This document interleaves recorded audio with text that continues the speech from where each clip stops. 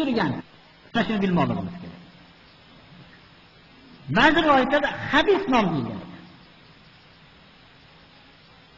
Qozilarni qozisi, hokimlarni hokimi degan nomlar hammasi haqiqiy surati Alloh subhanahu va taoloning o'ziga xos ma'nolar. Shuning uchun boshqaga qo'yishning mumkin emas.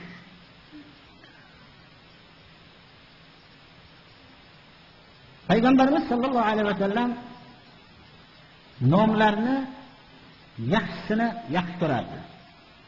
Nomlarning yomonini nihoyatda malollanardilar. Va shu narsani tezda o'zgartirardilar. Va har bir nomlardan bir yaxshi fol oladilar, yaxshi niyat bilan oladilar. Masalan, Payg'ambarimiz sollallohu alayhi va sallam aytdilarki, Aslam sallamahalloh. Aslam qabilasi Alloh salomat qilsin dedi. G'ifar g'afaralloh. G'ifar qabilasini Alloh gunohlarini mag'firat qilsin dedi. Usayya asatillah. Usayya qabilasi Allohga osiy bo'ldi dedi. Ya'ni osiylik ma'nosi bor. Shuning uchun nom qo'yishlikda yaxshi nom qo'ymoqligimiz kerak. Payg'ambarimiz sollallohu alayhi va sallam Imom Malikning muvattolariga keltiriladiki, bir sog'iladigan tuyaga qaratib, "Men yahlibu hadiki, kim sog'adi shu tuyani?" dedilar. Bir sutidan ichaylik dedilar. Faqama rajulun bir kishi turdi. Faqala ana men sog'aman dedi. Faqal nasmuka, sen noming nima dedilar? Murra atchevoy dedi. Ya'ni Murra. Faqala lahu ijlis, o'tirsin dedi. Shunda qala "Men yahlibu hadiki, buni kim sog'adi?" dedi. Boshqa odam turdi. Faqala lahu nasmuka, noming nima dedilar. Shunda aytdiki, harb, jang dedi.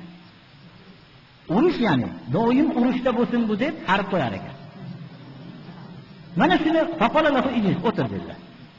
Shunda qala "Men yahlibu hadiki, kim shuni sog'adi?" dedi. Faqala rajulun, men sog'aman. Noming nima dedi? Yaish dedilar. Ya'ni yashasin dedilar. Yana Yaishu shu nima ekan? Shu bu o'lim yashasin degan nimada Yaishu? Ha, sen sog'amasan dedilar. Ya'ni shu nomdan shumlandilar. Bir ishni buyurganda ham hali qo'pol bir so'z borki, kallaynoq ham martosin degan. Ya'ni har bir narsadan inson birinchi holatda eshitilishligida bir insonning qalbiga bir ta'sir qiladi. Payg'ambarimiz sollallohu alayhi va sallam Umar ibn Xattob oldilariga Juhayna qabilasidan bir kishi keldi. Shunda Umar ibn Xattobni oldilariga. Noming nima dedilar? Shihab dedi.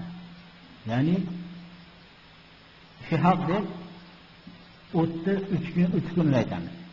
Gulha o'tni 3 kun. Yo'q 3 kun. Kim o'lisan dedi. Ibn Jamra Sho'g'uvayga o'laman dedi. Ibn Man bu otodidin kim dedi? Ibn G'irom alanga dedi. Shunda qaysi qabiladansan dedi? Minal Hurqa dedi. Hurqa ihtaraqa yonib ketdi degan ma'no. Ayna manziluka, qayerda turasan dedilar. Biharratinlar dedilar. O't chuquri dedi. Harratinlar deb laqablangan nomda, ya'ni o't chuquri degan harra. Bu o't maydoni degan. Shunda turaman dedi. Olov maydonida turaman degan. Yo voy haka dedi Umar ibn Xattob. Adraka ahluka va manziluka faqat ahraqtahum. Adrik ahlaka va manzilaka. Tez ahlinga yu manzilingga tez yetib bor. Kuydirding joyingni ham dedi. Fa'atahum ushaytirlarga ularning oldiga keldi. Fa'alfahum qad ihtaraqa ammatuhum. Hammasi yonib ketgan holatda. Birodarlar, hamma nom shunaqa bo'lsa mana. Hamma nomni ajdodgacha o'tdan tashkil topgan bo'lib nom qo'yilgan.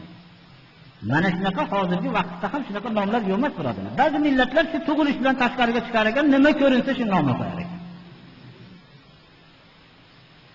Shuning uchun Rasululloh sollallohu alayhi vasallam nomlarning yomonidan ehtiyot bo'lar ekanlar. Hatto shu nomni xohlamas ekanlar.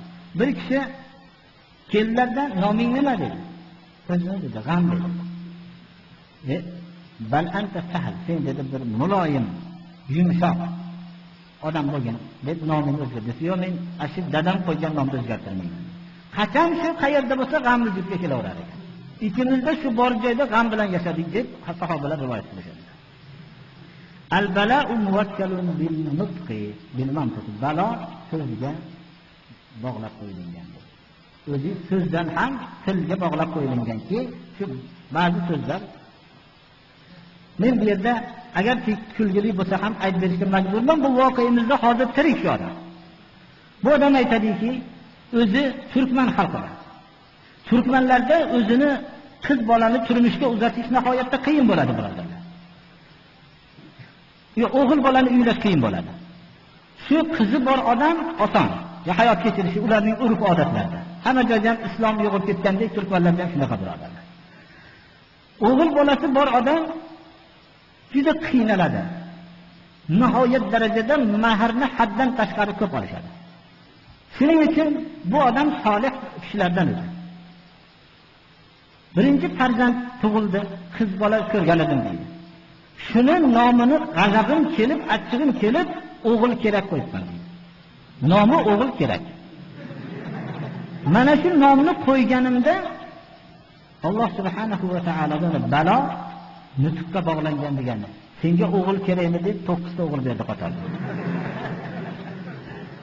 To'rttasini boshqa qizim yo'q deydi. Shu farzandimni uylay olmasdan o'tib ketyapman, to'rttasini zo'r o'yladim deydi. Shunaqa mahrli qiyinligidan. Ya'ni balo nutqqa bog'langan. Bu hayotimizdagi o'zimni ko'rgan, bilgan, o'zi hikoya qilib bergan voqeani aytyapman.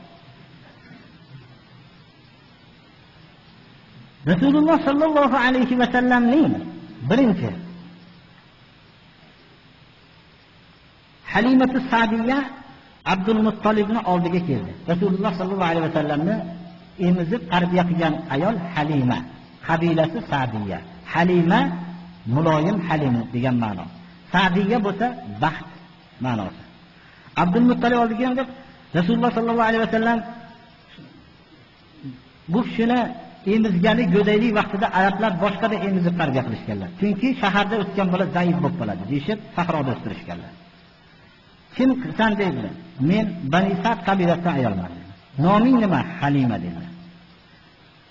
Bu qaysi qabiladansan desam, Bani Sa'ddan. Baxt dedi Abdul Muttolib. Sa'dun va Hilm. Baxtdan Halim degan jamlanadi.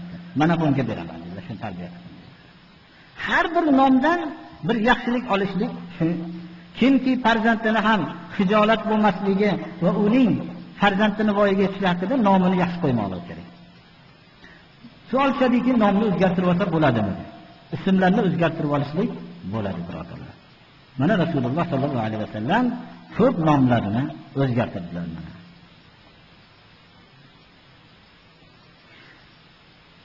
Bir kishini kunniyat bilan chaqirsa bo'ladimi? Masalan, bir kishini farzandi Nu'man bo'lsa, Abu Nu'man, Nu'manning dadasi deb chaqirsa bo'ladimi? Dadasini ya'ni. Chaqirsa bo'ladimi? Bo'ladi. Kunniyat deb yo farzandiga nisbatlash, shunday bo'lgan nomini kunniyat deymiz. Nomlashlik otaning haqqidir va bu onaning haqqi emas, birodarlar. Ud'uhum li abaihim deb va aqsatu indalloh oyati shunga dalolat.